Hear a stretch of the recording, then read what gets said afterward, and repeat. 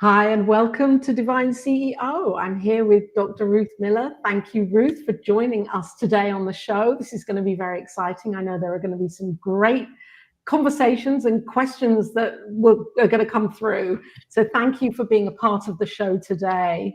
It's always a treat to be with you, Laura. We've met like this a few times online. It's always really beautiful when you come and share, and it's always at a poignant time in our lives and in consciousness where you can kind of drop in and this is where we're going. To have your point of view is a real treat. So thank you for joining us. It's enough. Honor. And thank you to the viewers who are watching, if you're watching now or later on or on a podcast or wherever, however you find this, you're welcome here. And I know that you're seeking or ready to be unfolded even more. Dr. Ruth, you have your website is beautiful, and your bio. I could read the whole thing out, and that could be a show in itself because of the extent of your wisdom and knowledge and learning and teaching and what you bring to the world. I want to share a little bit of it, couple of paragraphs, just to get a snapshot of you for anyone that doesn't know about you, if that's okay with you. Whatever works for you, my dear. Yes, Dr. Ruth Miller is best described as a synthesis of all things relevant to consciousness, human potential, and culture. Dr. Ruth works with individuals, nonprofits, churches, academic institutions, and small businesses to guide them through the confusion of today's world and into the new culture that's unfolding in and around us today. And as of this January 2025, Dr. Ruth has been named as the president of Emerson Institute, which is a graduate theological seminary. And this position harmonizes her background. I think it really does, and all of her experiences and training, and where she is a significant contributor to the emerging culture of oneness. Yeah, I love it. And the website is up here for anyone that wants to know more about you and learn more about you. Thank you, my dear. It's been quite the path. Yeah. Yes.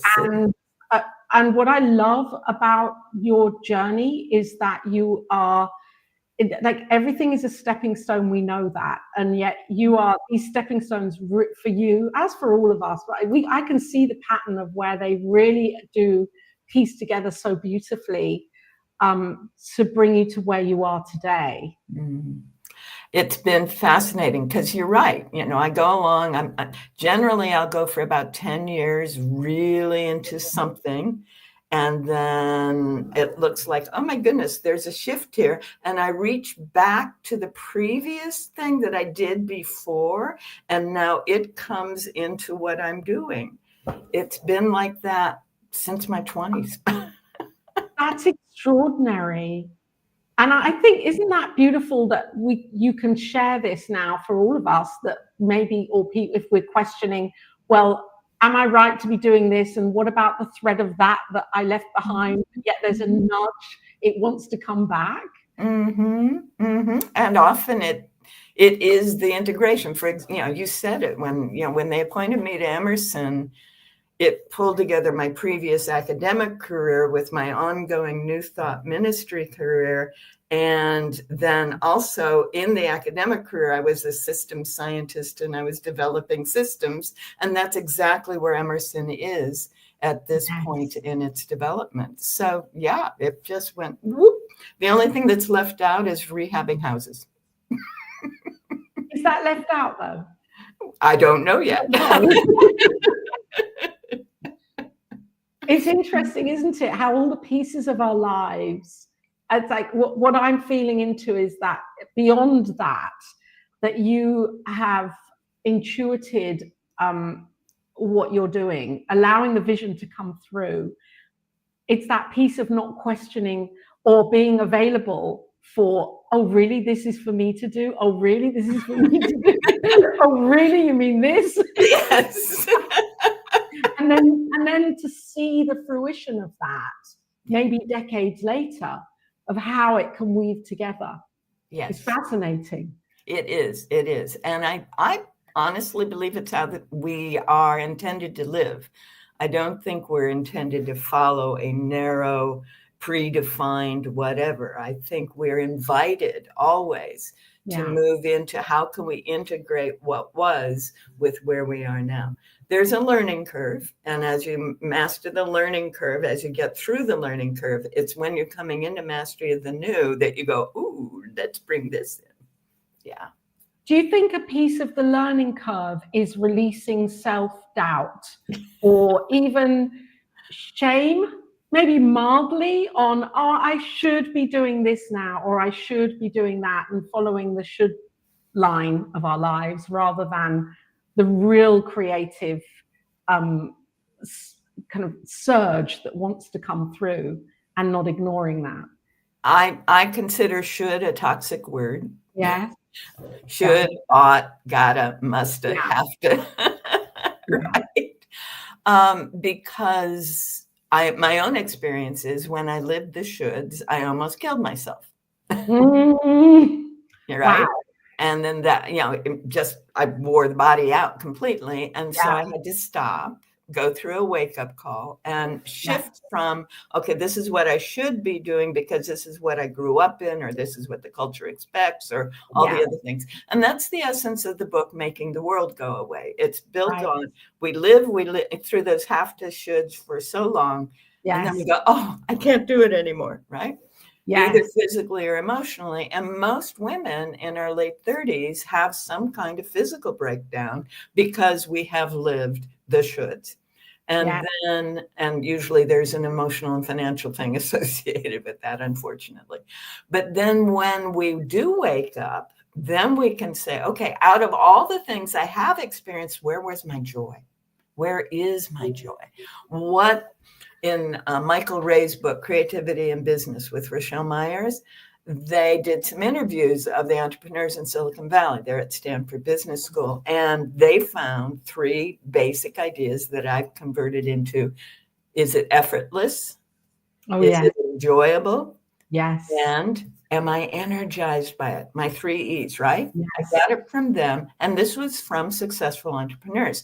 They choose to do that which is their gift. It's no effort to do it. It's my gift to do it, right? And because it's my gift, I get joy in doing it. And because it's my gift and it's making a difference, I'm energized by doing it. So that really was a huge part. Does it give me joy? Is it my gift? And am I energized by it? That was the turnaround for me. And you said in our 30s, I think that can be even late. Like I'm writing at the moment, menopause and that time of awakening where, the phoenix really rises and we get to really look very deeply at our lives and aspects of our lives and where we're in this habit. Right. Breaking the Habit is Joe Dispenza, isn't it? Right. I love that title, Breaking the Habit of Being Yourself. It's a great title. And yes, so menopause is the time we get to go deeper, I think, into this. Okay, where what's my dharma? What am I here to be and do? How is it that I am in the world? Yeah. And I'm watching the women around me wake up to this, and it's beautiful. It's beautiful. It is an awakening. And a part of that for me, and what I see is and feel is oh my gosh, I'm 60 now. Oh my gosh, how many years? How many more years? But you know what? Yesterday I really did it. I claimed midlife as 60. Right on. No, it's totally. It is midlife. Right. Is it 30? Is it 40? Is it no? It's 60. It is. I'm with you completely. 60 is the new 40. And 80 is the new 60. Most of the women I know are coming into 80 are still doing all the things that my parents and grandparents were doing at 60. It's just fine.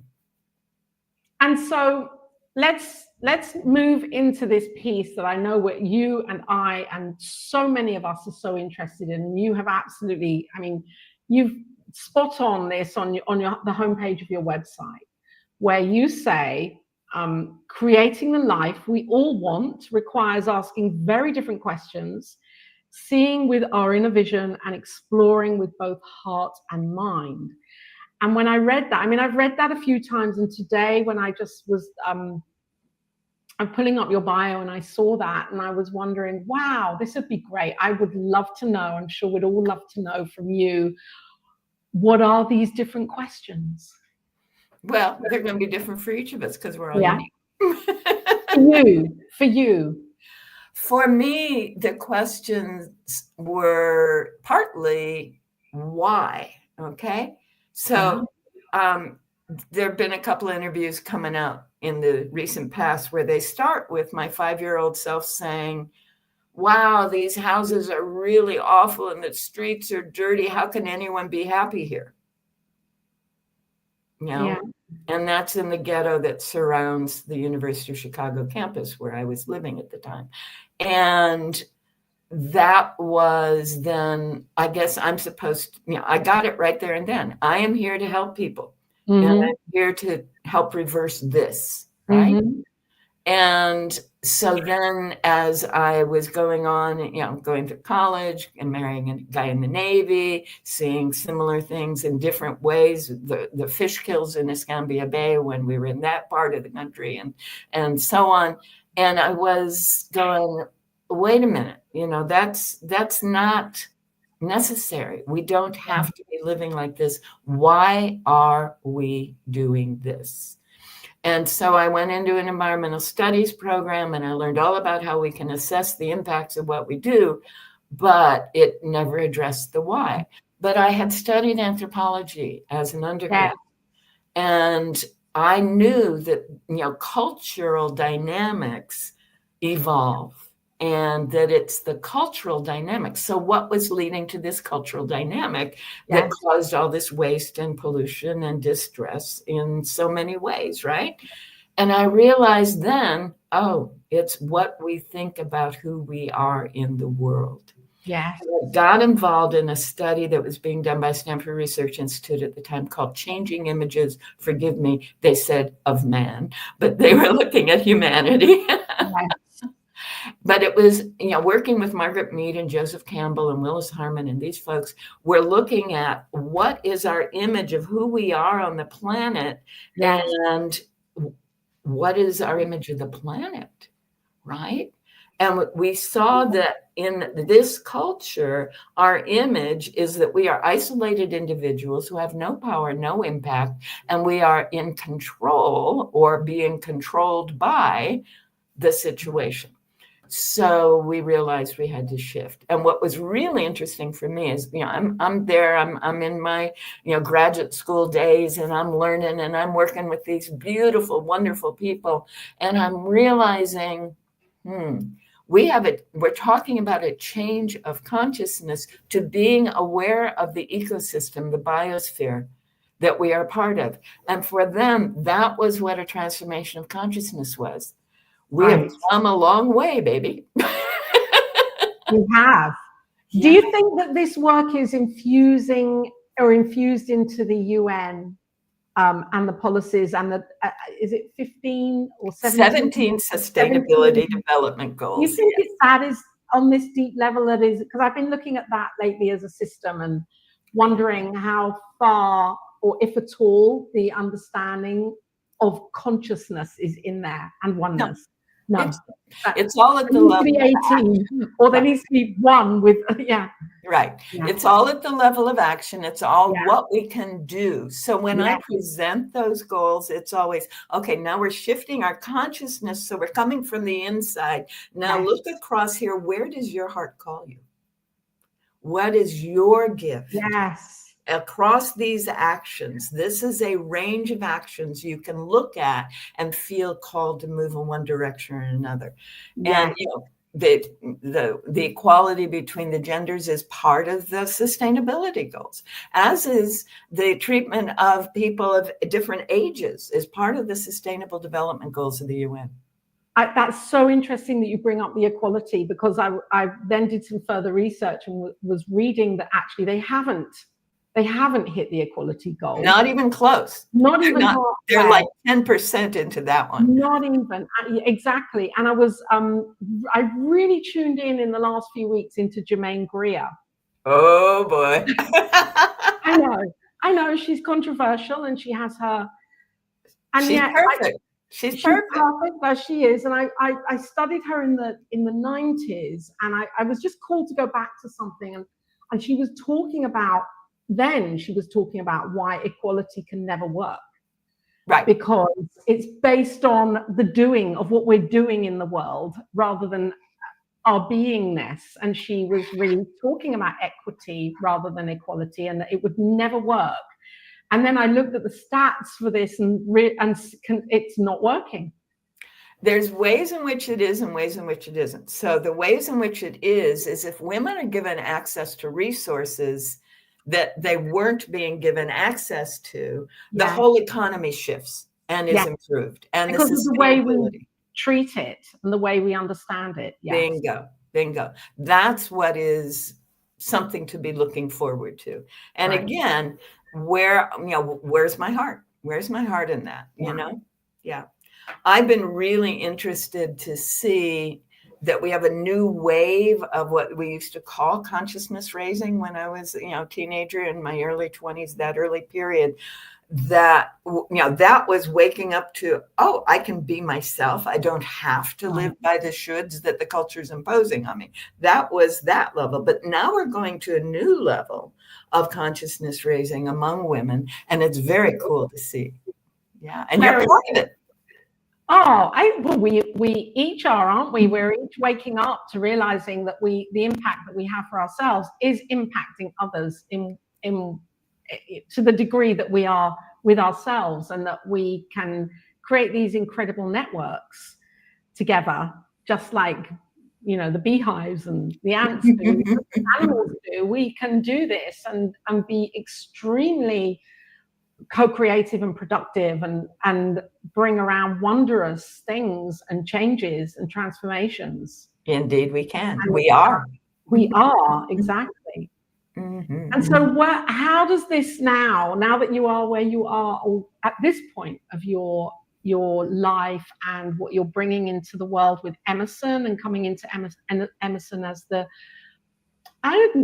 president, I don't know if there's another word that's maybe. It's not the best term, but it's one they saddled me with. So, we'll go with it. It's like the kind of lead of consciousness here for Emerson Institute, where how do you see new thoughts emerging? All right. So, let's define new thought for folks who aren't familiar with this. This is a movement. It's a global movement, but it started in America mostly, although there were two major British contributors, Thomas Troward, James Allen, and then Emmett Fox came over and was working here. So all of those wonderful contributors.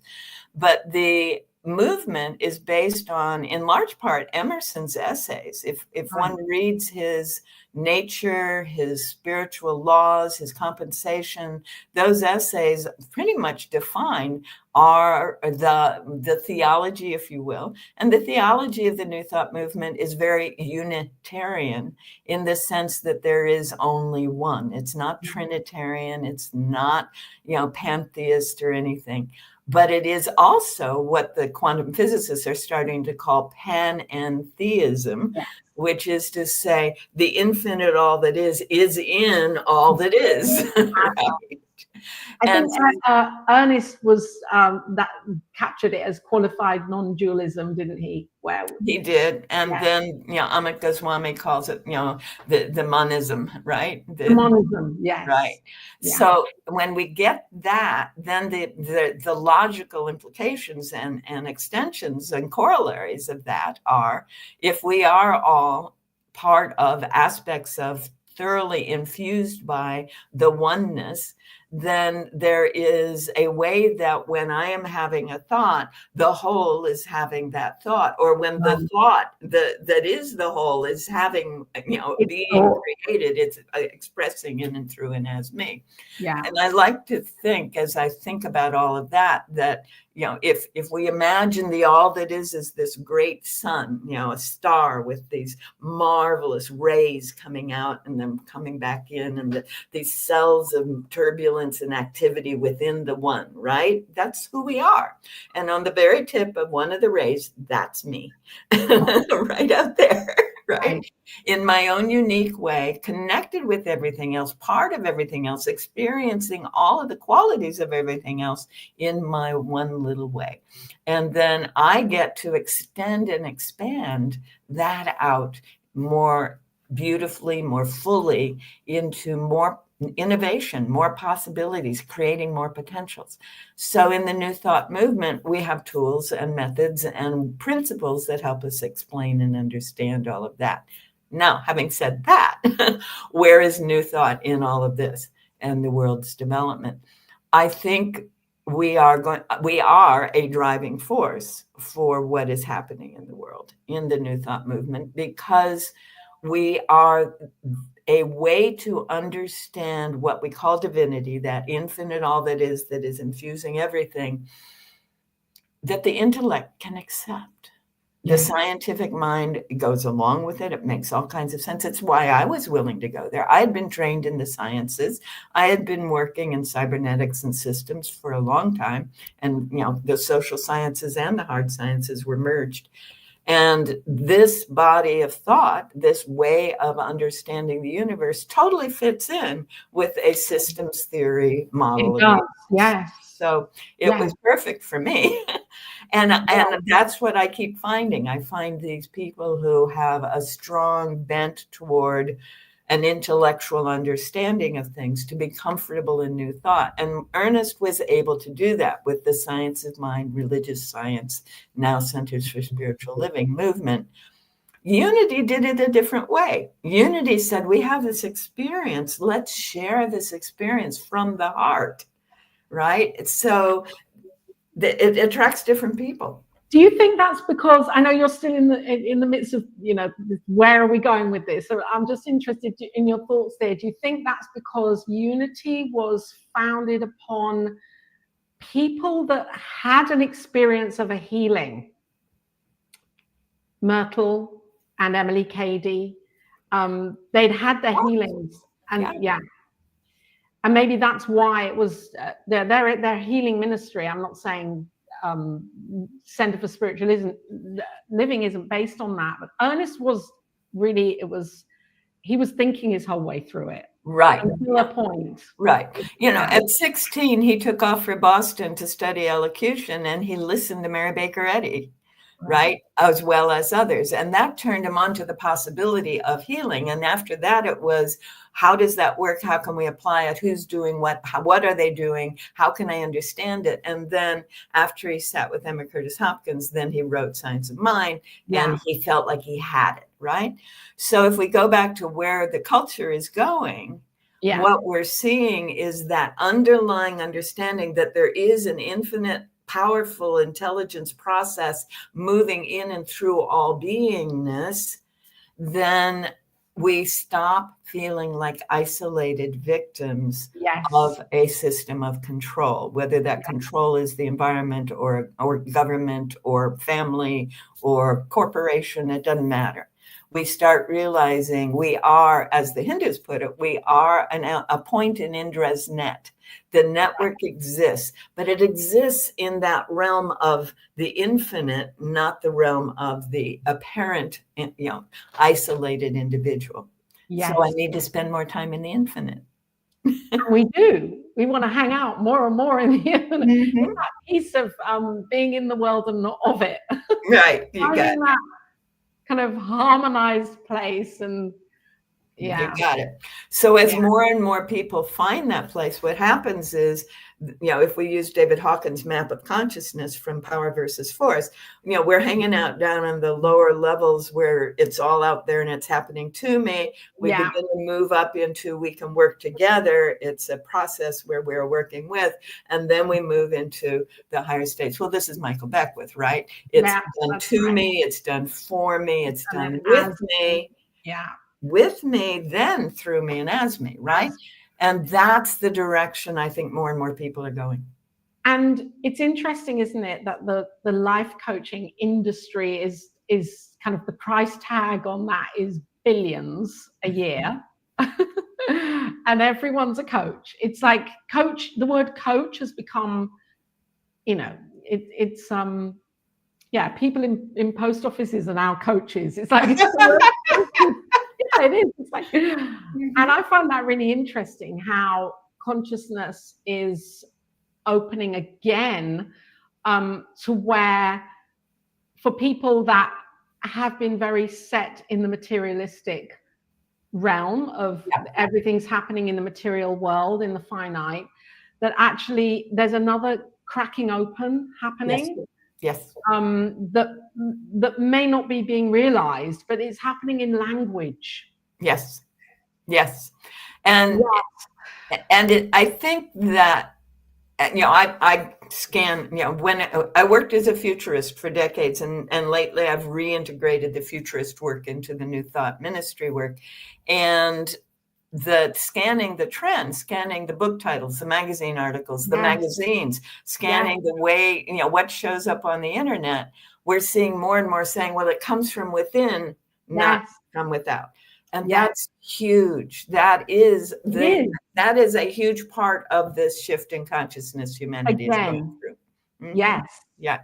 And if we look at what I think so. And if we look at what the prophecies for this time say, they say we are ending the time of making all changes in the material world to beginning to develop our spiritual and deeper human capacities.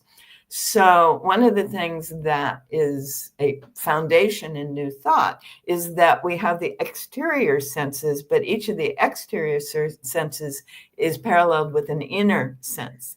And the inner vision continues, the inner hearing, the inner awareness continues. And so in particularly the Mayan prophecy for this time, we shift to focusing on the inner, that then leads to changes in the outer. In the seeming outer. And this isn't an act of like selfishness or you know, taking time out or whatever to be to hibernate, right? A hermit. I mean, I'm a great hermit. I love it. I find that by giving myself that gift, then I can really or charge myself. Bingo, recharge. Able to be that exactly myself and the work that I'm doing here. And it is a new way of thinking and behaving. Yes. Where there isn't a reaction to life. There's more of a response to working with it rather than trying to manipulate it. Right. It's being aware, oh, this is emerging. Where is my heart calling me to be in this emerging? Okay, now we moved on. Now where is my heart calling me in the next emerging? Yes.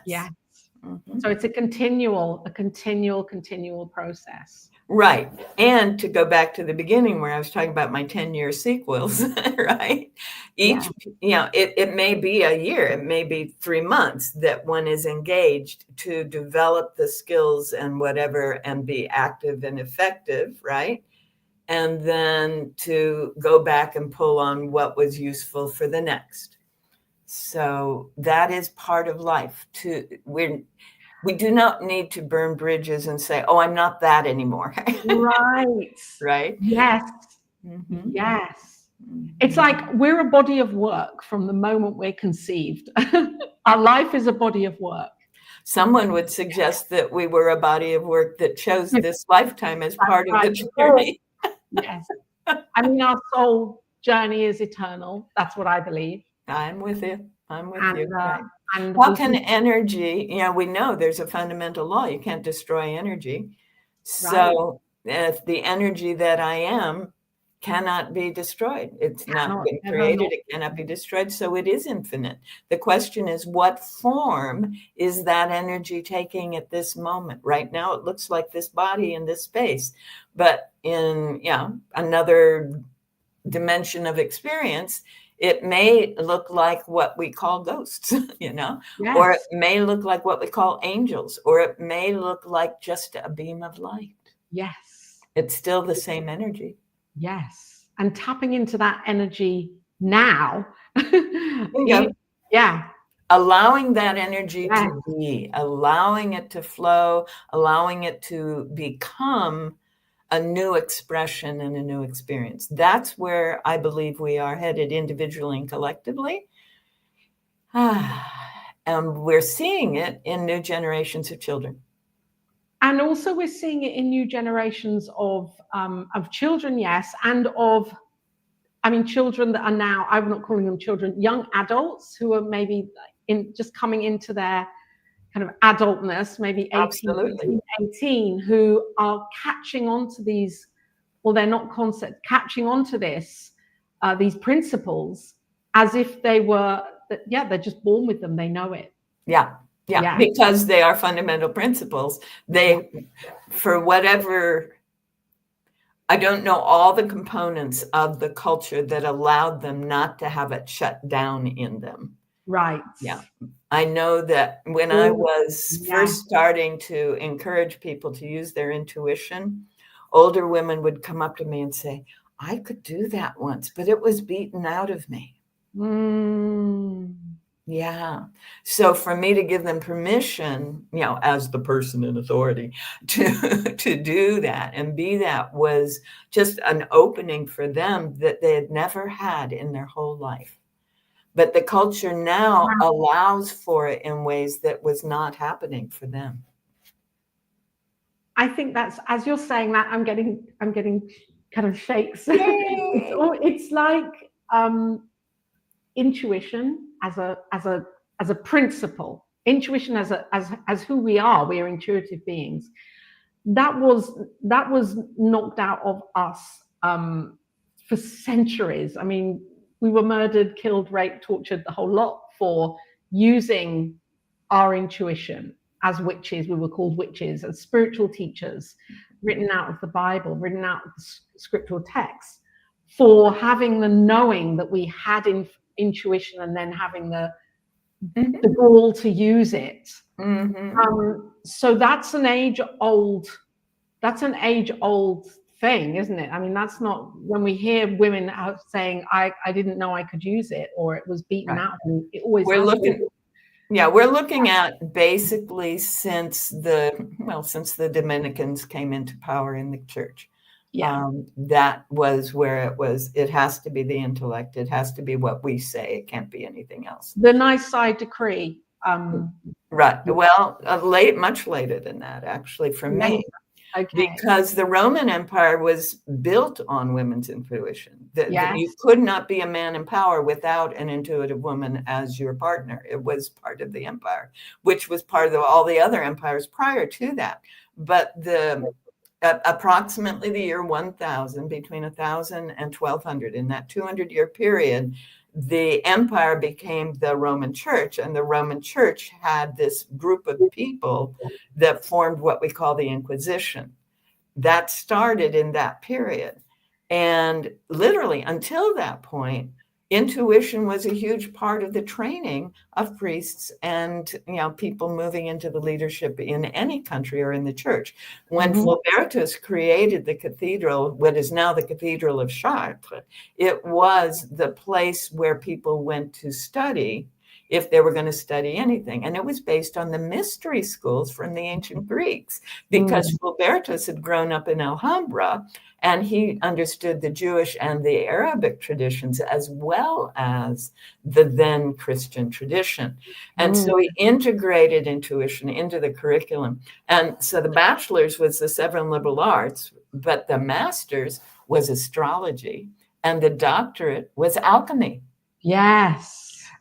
Whole different way of thinking. But when the Dominicans came in, 100 or so years later, after that, they were trying to say, no, it has to be this, it has to be this, it has to be this. So they undid the connections with Mary Magdalene. They created the University of Paris with Thomas Aquinas saying it has to be this, it has to be this. And so by 1225, which is Aquinas's peak, we have a shift in the church to say, no, you can't be intuitive. You can only be Literal. And so was that also because intuition is a threat? It's our intuition is our opening to the divine. It's where we receive wisdom.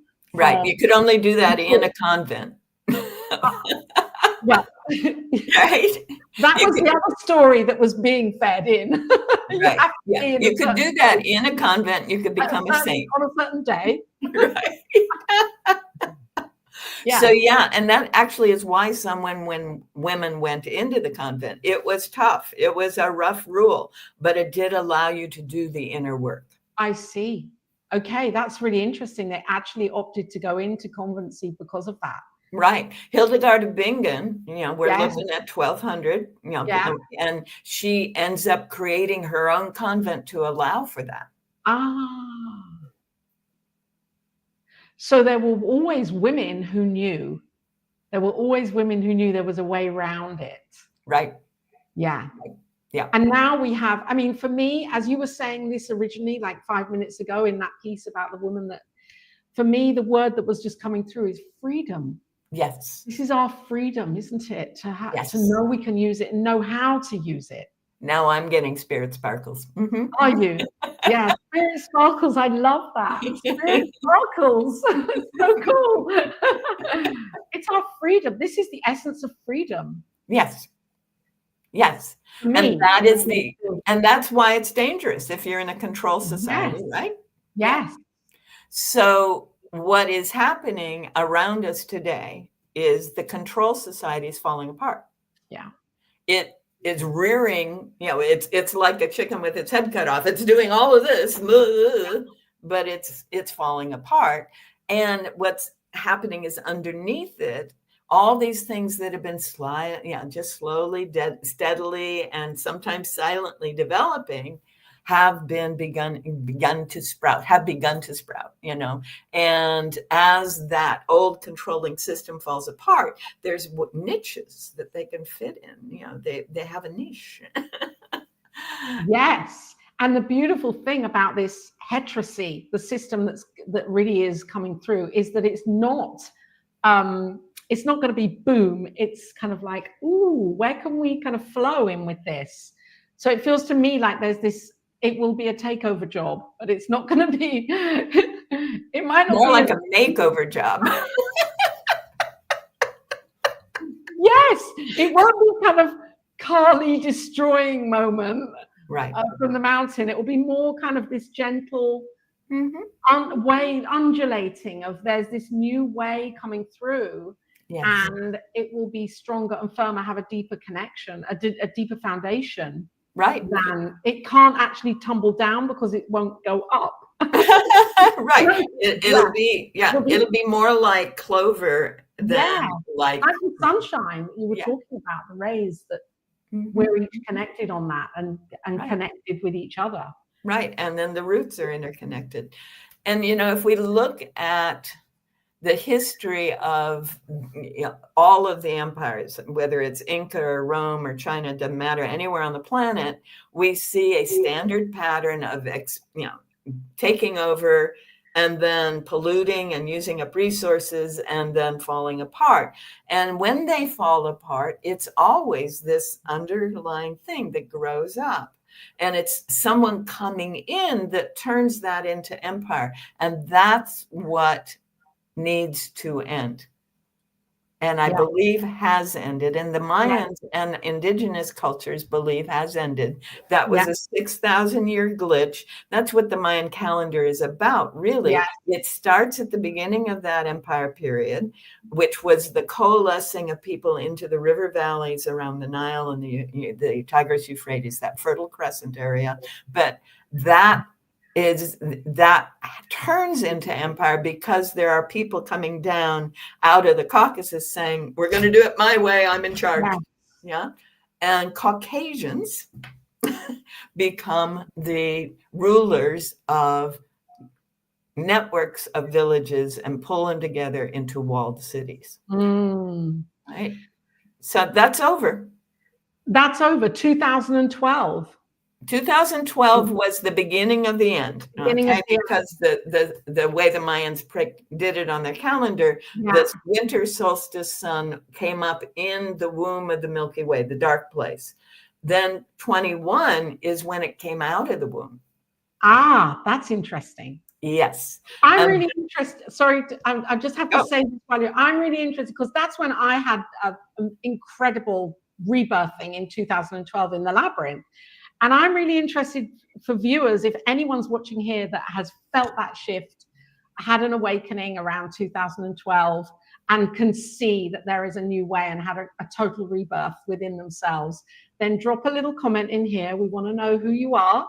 We're with Dr. Ruth Miller at the moment. And so if you're watching, share if there are any comments, any questions, please add them in here. We're having an incredible conversation that's meandering its way into all sorts of topics. So welcome here, and thank you. And Dr. Ruth, continue. Well, so 2012 to 2021. I love it how the numbers are just... Isn't that beautiful? And it was still the winter solstice. And for that 10-year period, the solstice was always on what we call the 21st of December. It was on the same day for 10 years. Yes. And then it wasn't. Now it's moving around again. So that says something right there. So if we think of what was going on in 2021, we can see how things that were normal prior to 2012 were not normal. I mean, that was COVID. We were in the middle of the pandemic at that time, and people were leaving the corporate office, the little cubicle. They were leaving work. Yes. They were saying, yes, I don't have to do that anymore. I can be free. Yes. And that was also, as a result, the beginning of a whole lot of innovation, because people saw ways to create ways that worked for them. And for me, one of the things that I've tracked is something called permaculture, which started in the 70s. And it's the idea that on a small piece of land, you can be producing virtually all of your food and most of your wood and other fiber needs, and and within a couple 100 feet of your house, right? Yeah. And so that idea was planted in the 70s. By the 90s, PBS had picked it up, the public broadcasting system in the US, and created a TV series about it called The Global Gardener, which is visible on YouTube. And then there was this time in the 90s, I've never quite figured out the dynamics, but we had a time when everything kind of went dormant, and things just went quiet. And then there was this period right around the year 2000 when people started waking up again. And it might have been the scare of the computers aren't going to work after 2000. That may have been part of but I think that's a symptom, not a cause, right? Yeah. So then what we see is a huge leap in permaculture, so I have all of my needs met. And the thing about permaculture comes from permanent agriculture. You're basically creating a forest around your house, and the forest takes care of itself. Yes. So you're using what grows naturally in your local area, and you are producing a little bit of grain, but a lot of fruits and vegetables, and also some kind of animal. Yeah. And this isn't new, is it? I mean, this is a way that civilizations have sustained themselves. The difference is for thousands of years. We eat what's in season. We grow what's in season. It can grow naturally. And then we've changed that. We've changed the way we eat through commerce, haven't we? We have terribly, and I won't go into that right this second. That's a whole other show. But as these systems fall apart, the high processed food is not going to be available, and that's great. Okay. And not only high processed, but the way that vegetables are grown. Good point. I mean, we go to the local supermarket here, and I was saying it to Jason the other day. Even the potatoes that, we used to pick up potatoes in a greengrocer, and they had kind of a roughness around them. You just pick them up, they had mud on them. Right. Even the potatoes that are in plastic packets, and you pull them out of the packet and they're waxy, like they've been treated before. They have. Or they've been given a steroid or whatever it is, or a hormone to, And our food, that even the natural food, is being tampered with to the degree that our bodies can't sustain it. Health is actually depreciated because of it.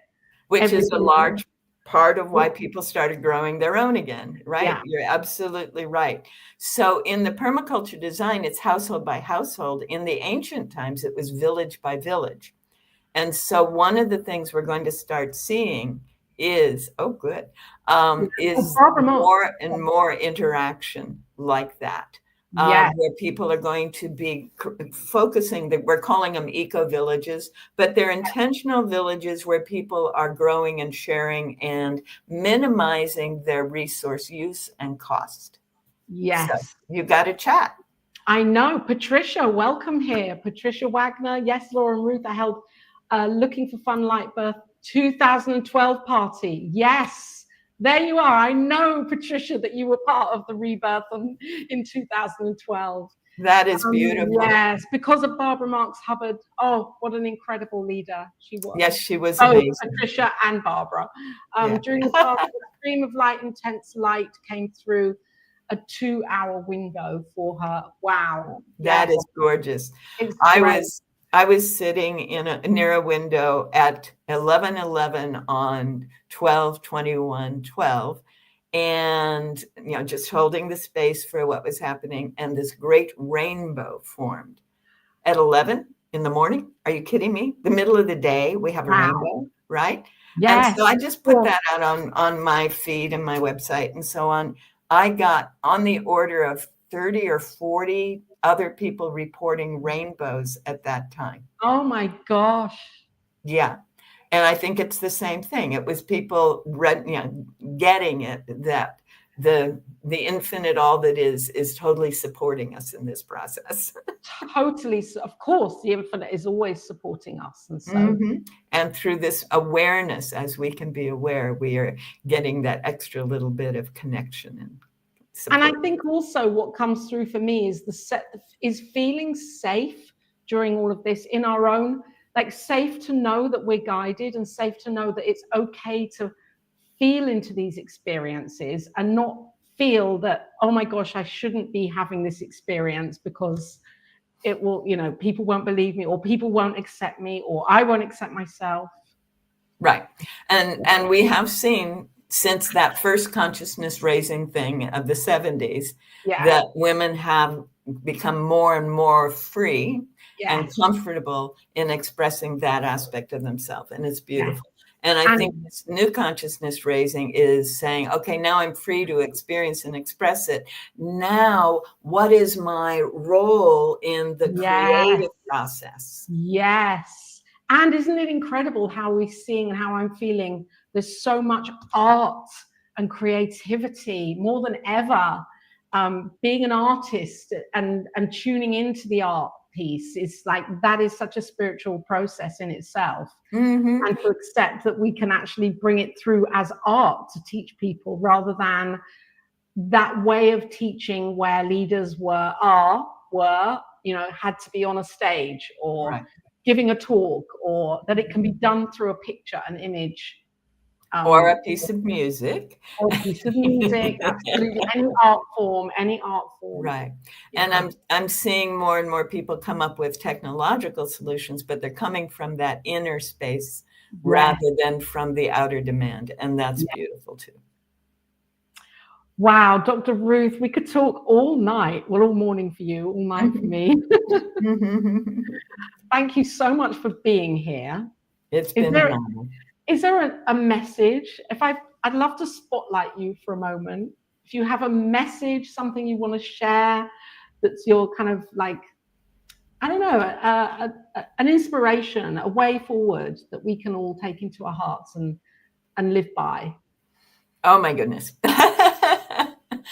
The one piece that I'm absolutely convinced of is each and every one of us has all the power, all the capacity that is necessary for us to be the creative force, the creative presence, bringing more and more good, more and more love, more and more life into our lives, our personal lives, and into our world. This is what we are here to be and do, and we get to do it from within. What is our heart calling us to be and do? That's what we are being. And that's what I'm looking forward to seeing what emerges from. Thank you all. Thank you, Dr. Ruth. Thank you for being here and for sharing again. And I know there'll be more opportunities. You'll come back on the show. And Cool. It's always such an amazing treat when you come on and we elevate and uplift and get a different perspective on consciousness and new thought and where we are, where humanity is, how we can live our lives more better, more fulfilled, with more meaning. There you have it. And thank you to everyone that's joined. If you're watching now or on the catch up, thank you for being here. Divine CEO magazine is on the website. You can always find it there. Dr. Ruth's original, the first one, the first magazine flipbook is there. You can find it. And Temple Hazes are there at the moment as featured ones. So tap into the website and see what's going on there. We have a Glow Up Connection on the 10th of September. It's free to join. Come along. It's a networking Zoom call. And you can share your story on the 1 Billion Women YouTube channel, the Divine CEO YouTube channel.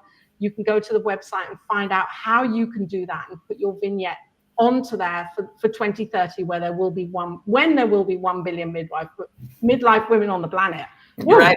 Get it out. It's a tongue teaser.